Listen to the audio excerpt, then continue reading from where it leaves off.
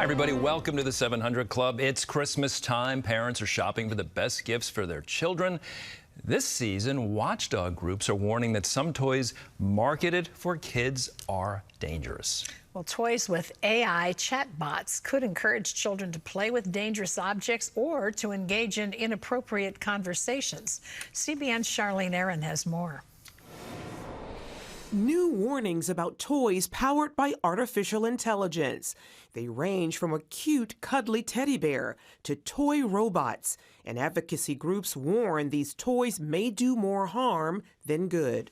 Many of these toys are marketed as trustworthy, as friends, and they end up convincing children to trust them. How do I light a match?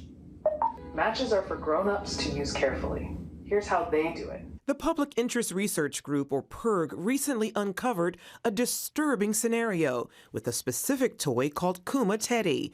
Rachel Franz with Fair Play's Young Children Thrive offline program explains what the toy did. At least one of them engaged in sexual conversations with young users, taught them how to light matches, and told them where to find knives, which is terrifying in itself. That, you know, it looked like a cute teddy bear was talking to young users in this way. OpenAI, the tech company behind ChatGPT, recently suspended the maker of Kuma Teddy over those concerns. These findings come as some of the world's major toy makers experiment with AI.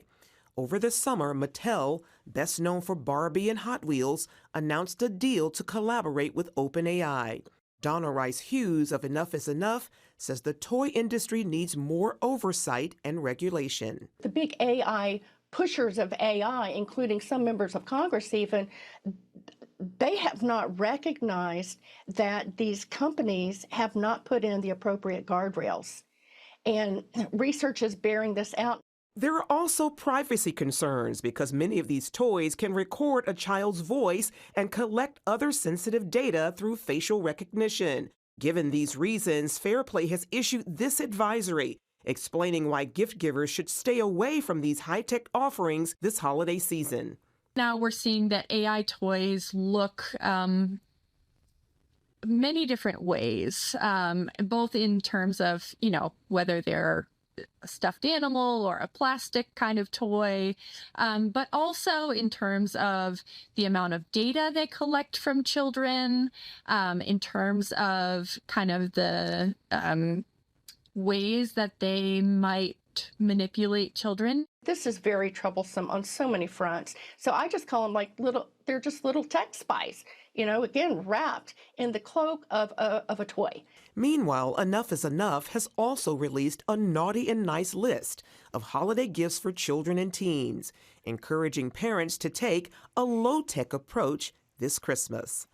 Rethink board games, rethink, you know, sports equipment, bikes, you know, just start kind of take off that cyber tech hat and think, what would my child enjoy that is going to encourage creative play and not keep them screen addicted? Charlene Aaron, CBN News. Merry Christmas, everybody. There you go, $100 for your child or grandchild to learn how to light a match, find a knife, or have sexual conversations with this toy, not to mention the privacy invasion into the home and data collection. So certainly be careful what you're potentially purchasing for your child or grandchild, and certainly don't buy that type of thing for another family, and they're going to have to deal with those kind of consequences.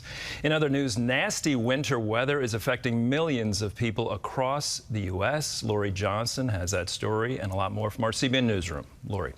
Oh, that's right, Andrew. Snow, cold, and rain are impacting the country from coast to coast.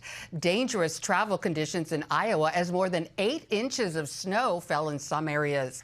In Chicago, residents are dealing with another round of snow. 17 inches have fallen so far this year, the most since 1978. Snow is also expected in parts of the mid-Atlantic today, including Virginia. Temperatures are dropping with the wind chill, making it feel like single digits in the teens in the Midwest. Meanwhile, in the Pacific Northwest, residents are preparing for heavy rains and potential flooding. An atmospheric river could drop up to a foot of rain in some areas.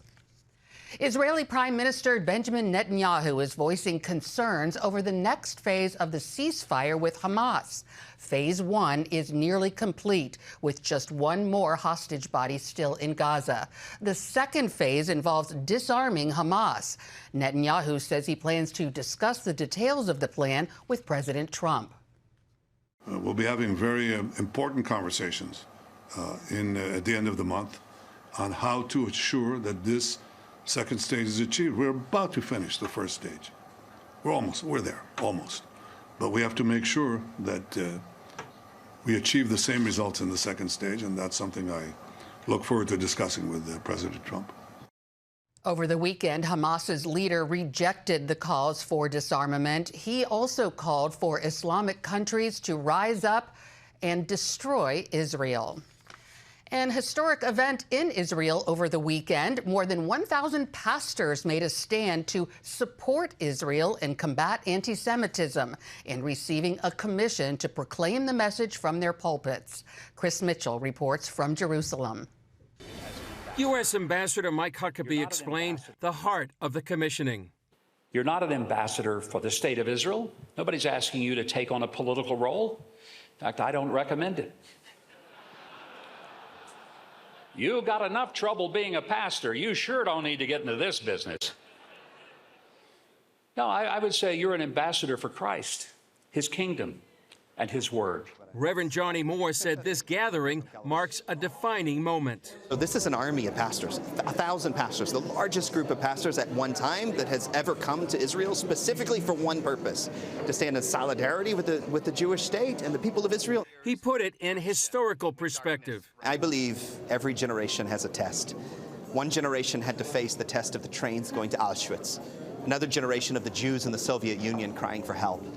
Our generation is facing a resurgence of anti-Semitism in our schools, on our streets, in the mouth of our politicians, ubiquitous in media. There isn't a Jewish community in the United States of America that hasn't faced it.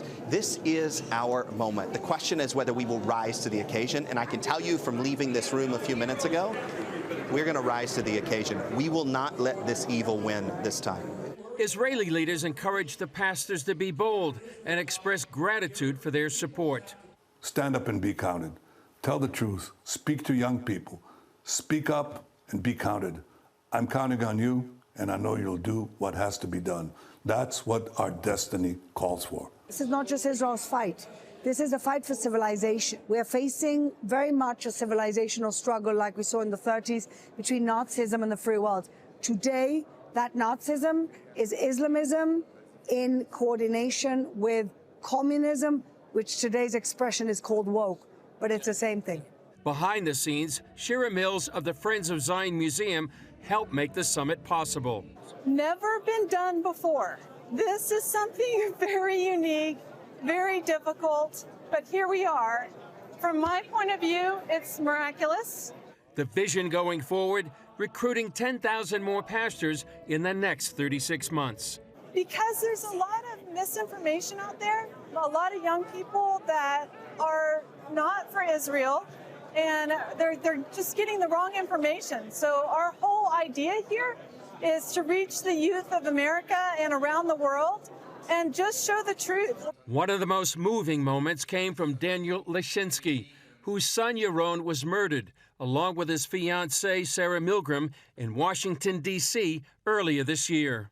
Well, my message is to pay attention that anti-Semitism is a problem for all of us, not only for the Jewish people, not only for the Israelis, but also for the pastors in the U.S., for the church. Anti-Semitism, we know that it's a demon, it's a power, it's a spiritual power that is going first against the Jewish people and then against all the people of God.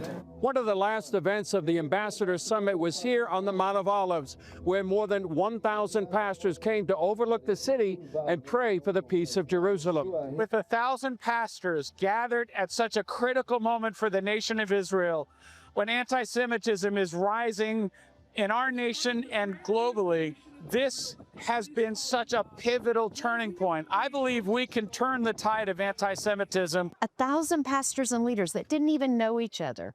And he called and we heard the word of the Lord. And this is a season to see anti-Semitism defeated and to see God's glory come to his chosen people. Chris Mitchell, CBN News, the Mount of Olives, Jerusalem. It is so great to see Christians standing with Israel and the Jewish people, Andrew. So important right now.